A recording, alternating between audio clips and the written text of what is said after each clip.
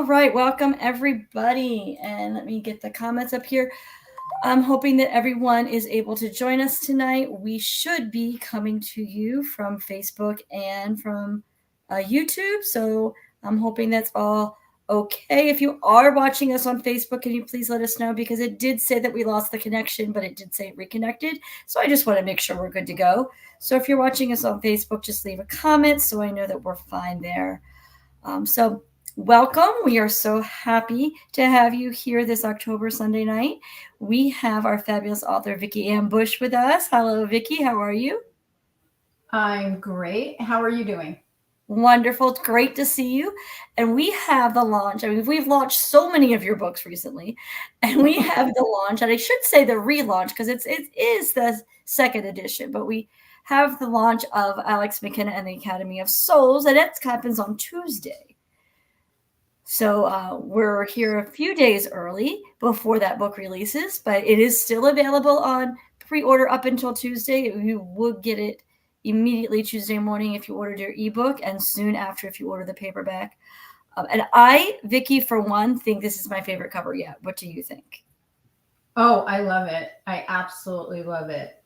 I think it kind of surprised me, actually, like to be able to get the girl in there from that particular era, and then the look of the Academy, it was just like perfect.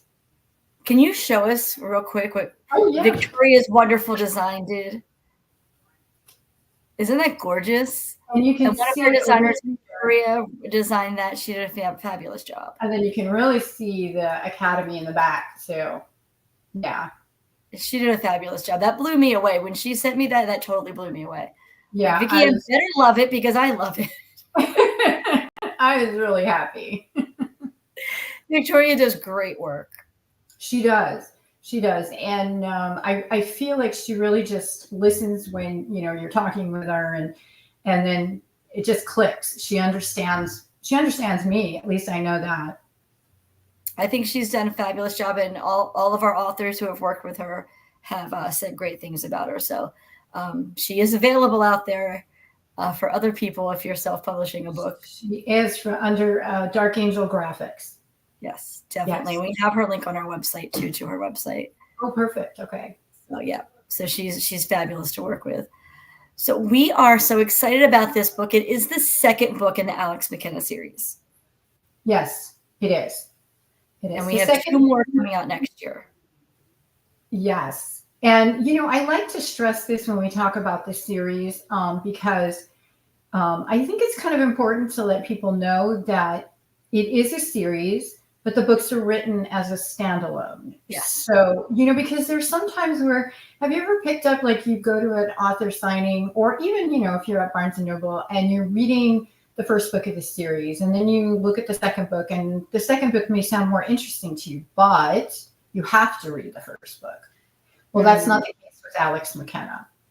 Not at all. Not at all. They all stand very well on their own. And I can just say I just finished going through the third book of the series, and I enjoyed reading that again. So the third book is out next year, and I just finished going through that, my final time through that. And we'll talk about that. But the third book is really good too. So you're going to like each one of the books in these series for a very different reason, especially if you like the paranormal, if you like the mystery, has a little bit of both. It has a teeny bit of romance in there as well. Nothing over the top, but it has a little bit. It has a strong family feel to it. Yeah, it does. It does. And the romance, you're right. It's there, but it's not the main part of the story. It's kind of like, this is what's going on while everything else is going on.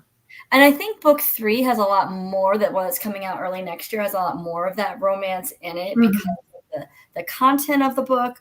But it also, to me, had the strongest family feel yet.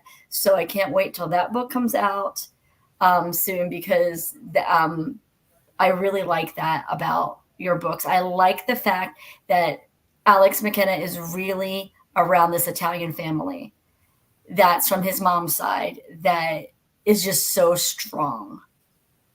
Yeah, the academy kind of takes him away from that for a little while, because we're dealing with the characters of the kids at the academy, and it's a little different, but I'm getting really good responses. So a couple of people have said it's their favorite. Well, book two, Academy of Souls, is a really great book in its own right. Of course, I love it, but it's different. Like every book has its unique twist to it. Yeah. And I think in this second book, in Academy of Souls, is really where Alex learns more about his power. Yes. And he learns more about what he is able to do. Yes, exactly. Yeah. Whereas with 3, which is coming, I think it's a shift into more again of the family and the family's power and what they can accomplish together. Exactly. But I do think that Alex kind of comes into his own in book 2 in the Academy of Souls. He kind of realizes the extent, sort of. I don't think he realizes the total extent yet, right? But he's getting there. He learns more about what his power can do and how strong it really is compared to his mother, even compared to his grandmother, who has a lot of power on her own right. Right. You learn more about what Alex is able to do. And I really love that fact about this book because he uses it for good and he's not afraid to sacrifice himself for what he thinks is right. Yes, exactly. He definitely he definitely has that bit of which I grew up with, in my Italian family, where you think of the people who are with you, your family, before yourself. Yes. And I think he's definitely got that quality. He definitely has. If you're in his family or someone that he cares about, and he comes to care for the souls that are in this academy, mm-hmm. He does. He is willing to do what it takes to save them. Mm-hmm. Yep. I love that about him because he has a selflessness about him. Yes, he does. He does. And once again, that was something that was easy for me to write because I had that growing up. Yeah. Yeah. I like that quality about him the most, I think, because there is so much depth to the character of Alex. And he does have this amazing power, but you never get a sense of him feeling like he's better than or anything. He is always so selfless and so humble about everything. And I love that quality in him. Thank you. So, but I do want to see more of Wilby. So I know Wilby's there. That will come. Yeah. Yeah. Well, I haven't decided though with him if mm-hmm. I want to do it like what the timeline that's taking place now, or push Wilby up a little bit and make him like 13. Because I think if he's like 13, he's just the beginning of a YA, but a little of the MG still attached to him, I think so, yeah. And it gives him a little more freedom. I like that. He's going to go off on his own and tackle something. It gives him a little more freedom. Yes. And I would love to see how he deals with having the no. Yeah. Yeah. Which is going to be very different than what Alex deals with. Exactly. So that's going to be unique. Definitely. So everyone who knows has been following you and this series has known that this has become more than just a book series. Yes. Yes, it has. So, and I think you're referring to the short film and now the feature that's out there in the festivals, right? Definitely. It's more like it's becoming, I don't know what you want to call it, but not just a book series. It's more like a whole thing, like Alex McKenna, we're going to see everywhere. Well, in different rooms, in different ways. Yeah, it makes me happy when you say that, because that was the intention with Alex. And I don't mean like the intention to write a short script or the intention to write a feature. That's not what I mean, because I had no intention of writing either of those. But the intention of Alex was to have this person who is in literature or maybe in film one day, that the transgender teen community could relate to, but it's not the focus of what they're watching. So they know Alex is transgender, right? Mm-hmm. But we're focusing on the paranormal, Right. you know, and really, why do we have to focus solely on the fact that he's transgender? That always bothers me. I mean, I'm not saying you shouldn't have films that go through the journey and the emotions, but this is something different. I think that you should be able, there should be both.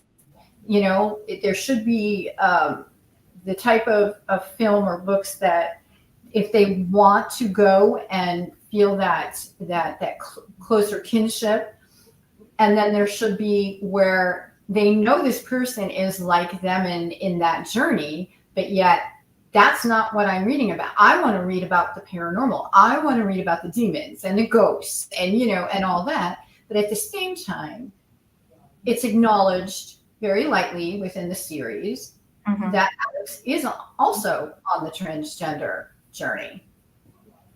Exactly. And I think that you hit that very well, because the references in there are not overwhelming. They're there and they're noticeable, and that's wonderful. But it's not the focus, like you said, and it makes it more normalized.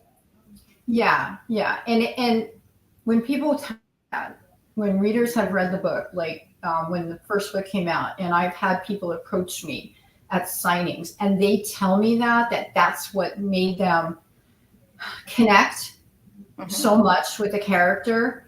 And it when it's the kids, you know, when the kids come up to me and some of them do cry and some of them want to hug, and it makes me feel like everything that I was feeling inside that I wanted to put out there, it's being understood.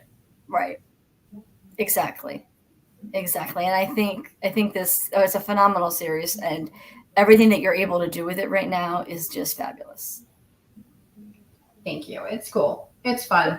It's very cool, and it's very amazing what you've been able to do. I don't know how you balance it all.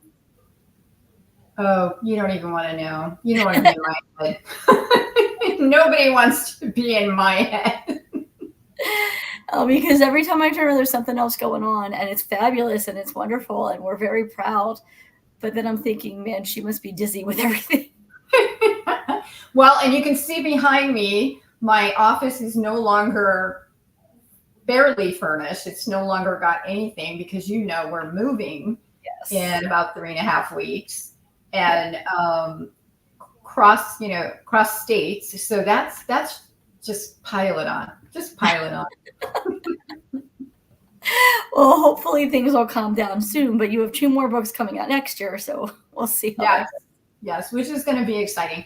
I'm really interested to see the difference in the public and how they perceive Alex and what they get from it, going from Southern Nevada to the Pacific Northwest, you know, to go to Oregon. So I'm really excited to see how that's going to all play out, you know.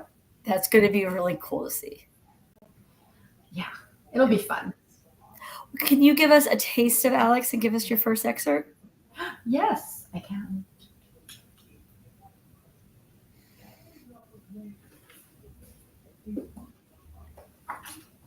I told you I packed this, right? I was in such a frenzy. I was like, oh my gosh, I packed the book. Then I had to open up like 4 or 5 bucks. Oh gosh. Okay. Here we go. Alex slipped his arm out from underneath Margaret's neck. They had fallen asleep and the TV was still on. He reached for the remote on the nightstand and clicked it off. Silently stretching, he nearly fell when his socks slid across the oak floor. A quick look at Margaret. She was still sleeping peacefully. He quietly padded across the room and ambled down to the kitchen. Pouring a glass of soda, he sat at the table. Peering out of the sliding glass doors to the backyard, he could see the row of houses cascading down the block. His mom had opted not to fence in the yard, but trim it with hedges, leaving the driveway to the garage bare, a perfect viewing platform for the rest of the neighborhood behind them. The street lamps illuminated the black, empty sea of asphalt. A quiet calm laced the row of sleepy houses. Alex reveled in the tranquility. So much noise constantly filling his head. Any semblance of stillness wrapped around his mind like a child's favorite blanket. In the center of the glass, a small sphere of light caught his attention. At first, he thought it was in the yard. Leaning forward and squinting, he realized it was a reflection coming from directly behind him. Jumping up, he spun around. Growing in diameter, it was beginning to spin. "Hey, what you doing?" Margaret said groggily. "Stop. Babe, slowly move to your left and come over here by me." "Why? What's going on?" Margaret gingerly slid to the left as Alex instructed and then quickly scurried by his side. "What do you see?" "It's the vortex opening, the gateway to that girl, Ophelia." "Alex, please be careful. Remember what your Gram said. Don't get too close," Margaret pleaded. "She's there. It looks like a bedroom." "What's she doing?" "Sitting on the bed. She's covering her ears." The wind whipped around the vortex, howling like a wolf speaking to the full moon. "I don't hear anything." Margaret turned to Alex. "It's like a high-pitched howl. It's deafening. Wait. It's quieting down. She sees me." "What's she doing now?" "She's coming closer." Alex leaned closer to the anomaly. "Alex, back up." Margaret tugged at his t-shirt. "Babe, I gotta do this. Please let go of my shirt."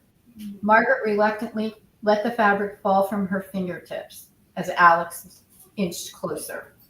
Ooh.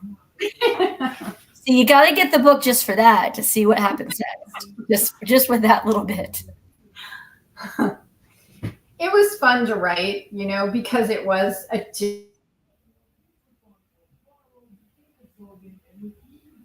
Oops, we froze.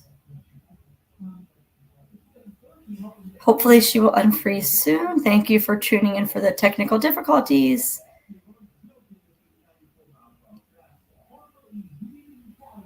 Okay.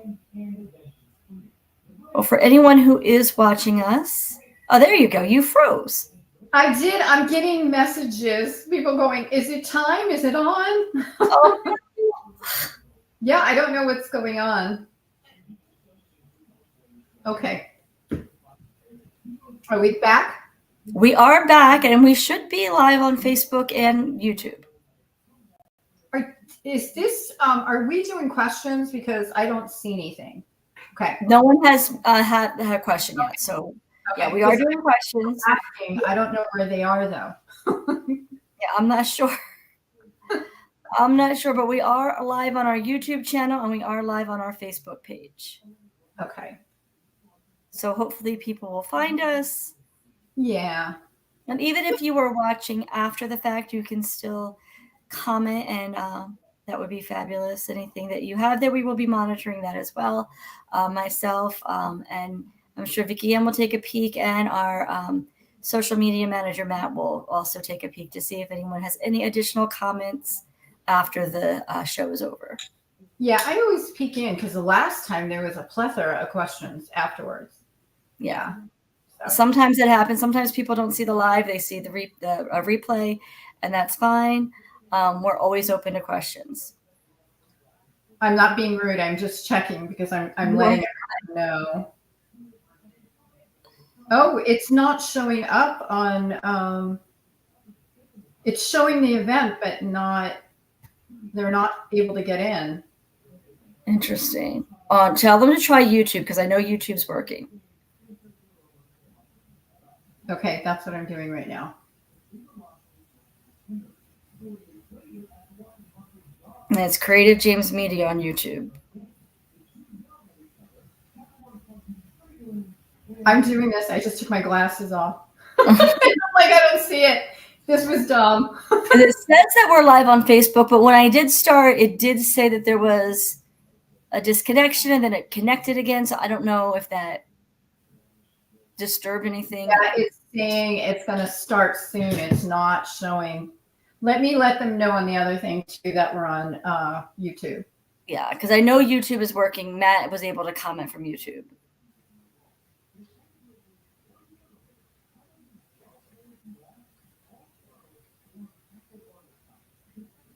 Oh, I hate the lull. I'm so sorry.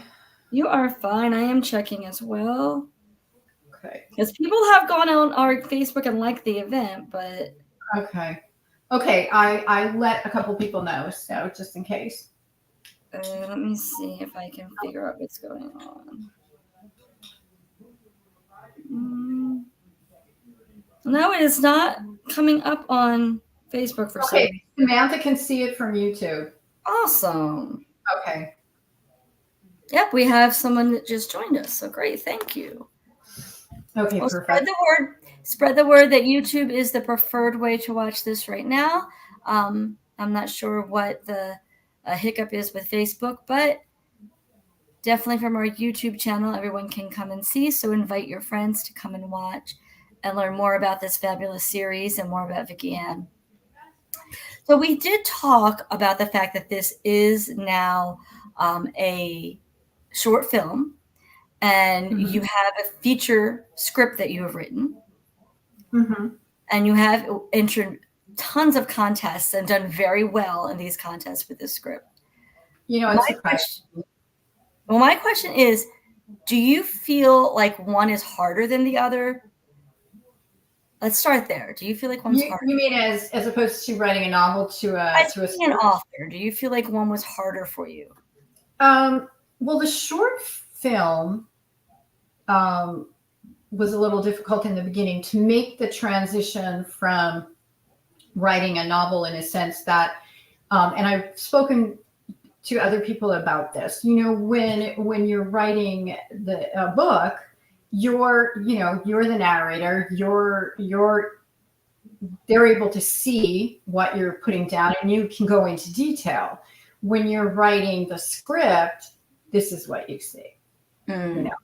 So that change was difficult for me at first, because I remember my mentor, who was, like I would write so much and then he would look at it. And I remember the first time he came back and he's like, what is this? What is this? How are they going to know this? They can't know this. They can't see it. They don't know what's going on in their heads, because I was writing like the action part of it as thought, because that's how you're doing it in the book. Once that clicked for me, it was okay. Once I got over that, and the short film is not taken from anything. It is inspired by the series. So it was a story that I created. It's like a prequel, how Margaret and Alex came together. When I started the feature, it's an adaptation of the Geranium Deaths, the first book. So now I'm looking at thinking I have to get everything in. So a book that's over 300 pages into a script that's less than 120 pages, right? When I got done with my first draft, I had like 156 pages or 160 pages. I can't even remember. It was way more than I should have. And that process was learning that the book is the book and the script is the script. Right. You have to tell, obviously, the pertinent things to get you to the end of the story, but you can't possibly cram every little thing in there. You can't. No, so, that's why like movies or shows like Outlander are so different than the books. I remember reading the Sookie Stackhouse series, right? And absolutely loving it. And then True Blood came on, right? And they started off in the beginning perfect with the books. And then all of a sudden we went off to this whole other road. I loved it, right? But it was different. Yeah. And that's what I had to let myself have, that it was different, that I can do that I can create this and make it the story and get to the point at the end. But the journey is going to be a little different. Definitely. And I'm hoping that the books will lead people to the film and the film will lead people to the books. Yes, me too. Me too. Because I do want them, obviously, I would love for them for, a feature to be done and they love it. But then I want them to see the richness of the books too, Mhm. and things that couldn't be put into the film. Exactly. Exactly. Because there's a lot there. And in Geranium Deaths, especially, there's a lot there that I would think would be difficult to put into a script. Yeah, and that, like I said, that was my problem. I thought I had to get it all in there, and it couldn't translate that So way. now I want to see the script because I want to see the differences. So somebody make it into a movie so I can see it. I'm really excited about because honestly, I didn't think that I entered it into some festivals, and I honestly didn't think I would get accepted. I didn't, because I figured that, all right, this is my first feature. Not only that, it's an adaptation, so I'm not gonna I'm not gonna get anywhere. So when I did win the first one, the Telluride, I was so excited, and then to find out that I got accepted to the next one, which I found out this week, was very exciting. It overwhelms me when that happens because I don't expect anything. Then it's a nice feeling. Mm-hmm. It is. It is. I just hope that my intentions for Alex will continue Yeah. to be understood and it will catch on and maybe inspire other writers to Yes. write characters Yes. like that. I think it will. I'm hoping for you as well because I think you have something very unique here. Thank you. So, well, would you like to read us another excerpt? Sure. I dug this book out. I better read too. No. Yes. Okay. All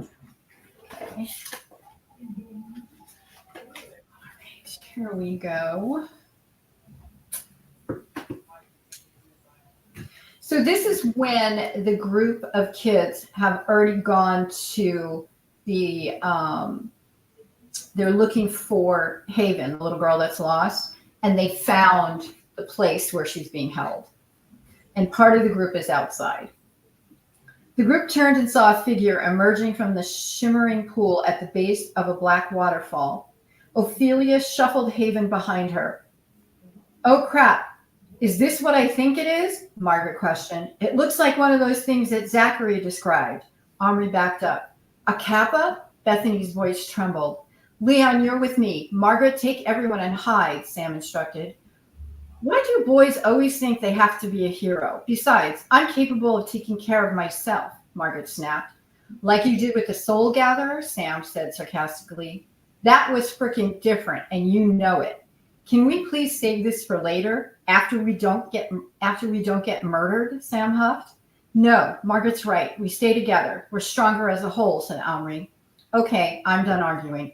If you want to risk your existence, that's up to you. But let's get ready. Find anything you can use. A tree limb, a rock, anything.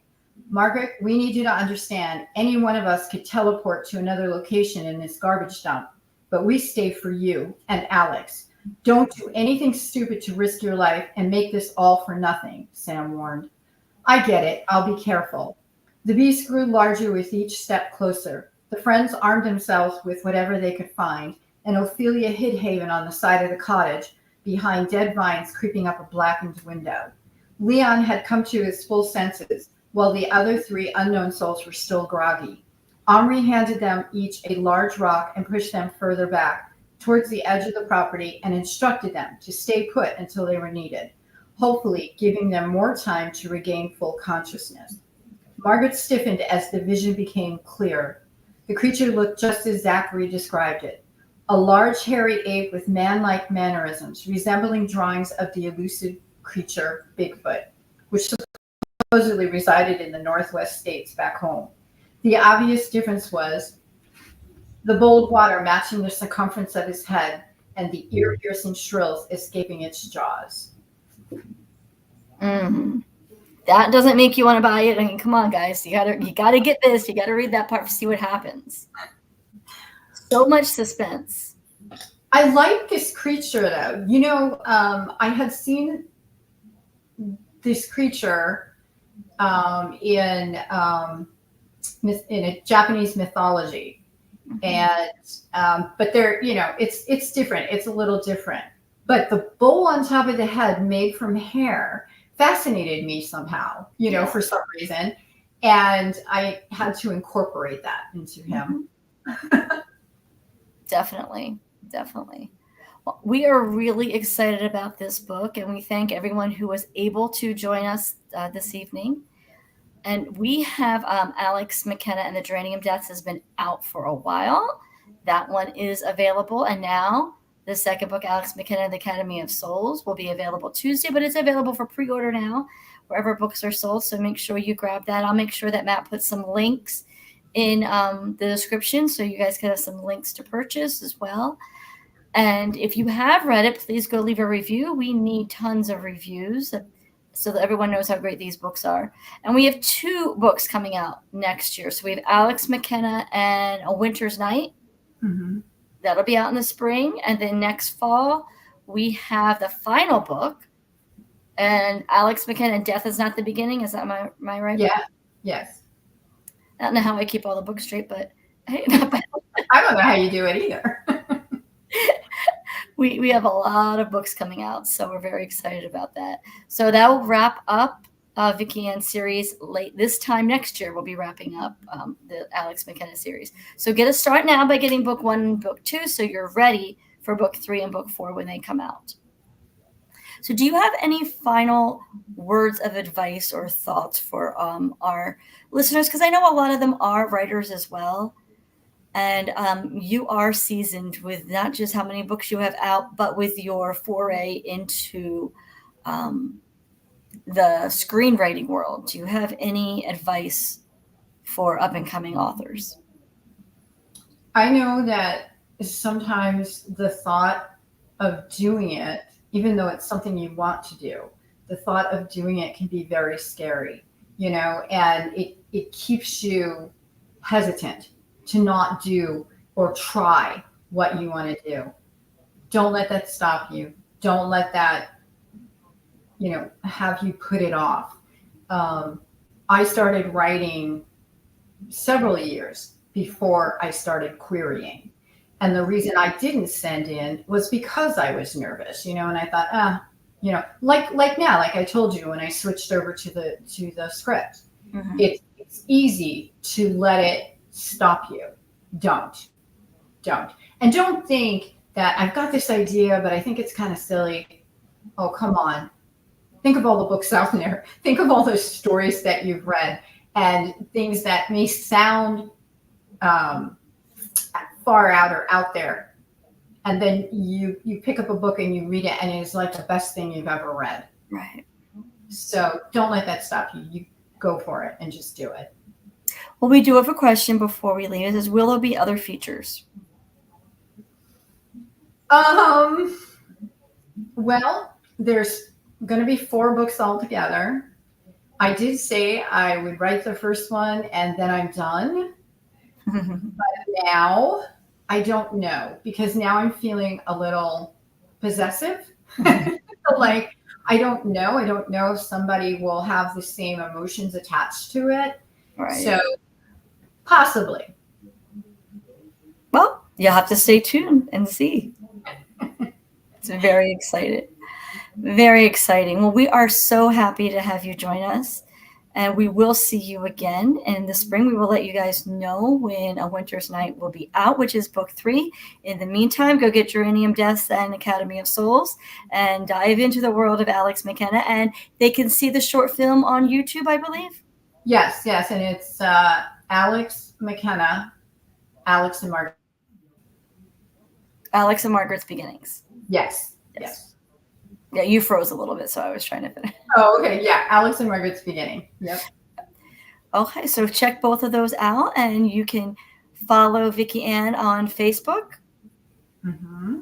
And you're still on, are you on Twitter, X, whatever people want to call it? Yeah, I'm on Twitter and TikTok and Instagram and Threads, and she's everywhere. She's everywhere. So go find her, follow her, stay tuned for the all of the new news with her. And yes, the film is fantastic. Yes, it really is. Vicki-Ann is fantastic. So we love her here, and I'm sure everyone else does as well. But we're so excited to have had you here. We will be back in November with our first horror release, our YA horror by Mariah Stillbrook, Hall of Shadows, and that will be here. So good. So good. Can't wait for you guys to get that one. Yeah, so I got there's pre-order right now, so you can go and pre-order that one. But it will be released in November before Thanksgiving. So, well, thank everybody for joining us. Thank you, Vicki-Ann. Thank you. Thank you for having me. As always, I had a great time. We always have a great time. And follow us on Facebook and follow us on YouTube. Subscribe to our YouTube channel for more interviews and more fun things coming your way. Have a good night.